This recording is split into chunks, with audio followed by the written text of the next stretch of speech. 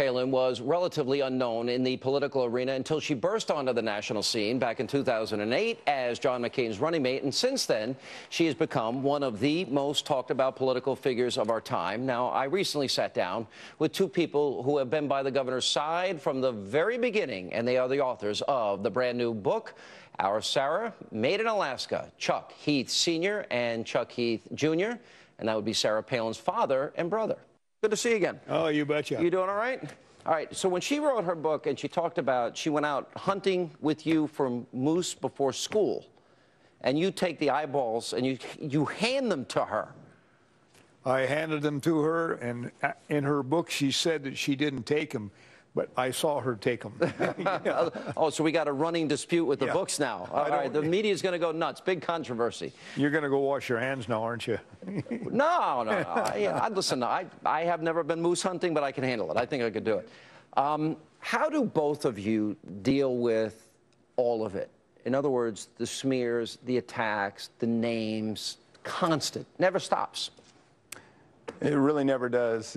We've been listening to this for the last 4 years. You know, up until she got the VP nod, things were cruising along really nicely. She had an 87% or so approval rating, highest in the nation, was popular on both sides of the aisle, got the VP nod, and was attacked viciously, and her record was completely distorted. Oh, it never stops. And I mean, there's been times when literally, I'm not kidding, I've had to hold him back from going after some of these people that with the profanity and they, you know, they're hanging on these lies and doing their best to destroy her.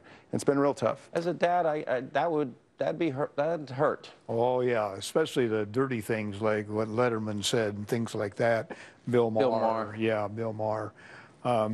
Anymore, fortunately, I'm getting a little calloused, and I say, what's next, you know? Yeah, so in other words, but that's one of the things that I think as I've gotten to know your daughter and your sister, that I admire the most about her is she's taken all of this, and she always comes back fighting with a smile and drives them nuts. I mean, it's almost, it just has worked against them, and the people that love her, and the people that don't like her, and she doesn't care. Yeah, she's tough. She's tough. See that? Yeah, she's tough. Well, it's probably from holding those eyeballs, you know. But what do you attribute to? Why do you think there is this deep resentment towards her? This fixation to attack her? I have my own theory. What do you think it is? Well, I think, you know, for one of the big reasons is she represents everything the feminist movement was about. And here she is, raising 5 kids, extremely successful, active, running every day. She's doing all these things that you'd think the feminists would be behind, but because of a few issues, like her pro-life stance, they can't embrace that. They can't look past that, so it's easier to destroy her, to take her down. So in other words, you have somebody that is a working mom, highly successful, is able to balance work and home life. She's pro-life. You forgot one other thing. She's Christian.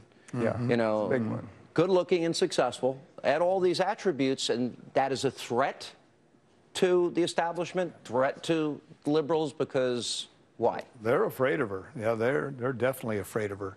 And I think Chuck covered why, just a variety of reasons. What was she like growing up? I mean, she's going to kill me for asking all. I mean, what was she similar? Was she quiet? Was she an introvert, extrovert? What was she? She was totally competitive in anything she undertook, whether it was schoolwork, sports. If she lacked a certain skill, she worked and worked and worked. Fishing, commercial fishing, she pushed me, even hunting. I'd get a little lazy once in a while. Something would be 2 or 3 miles away. She said, let's go get it. And I kind of shrugged my shoulders, but she made me go do it.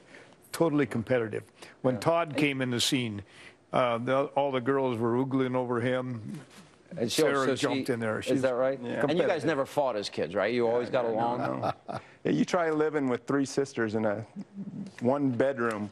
I had partition 3 with a older masking sisters, tape. 1 bathroom, 1. Yeah, I went through the same thing. Oh, it was, you know, running out to the backyard in the bushes, for crying out loud. It was horrible. I mean, I'm putting my makeup on. I'm like, oh, good grief.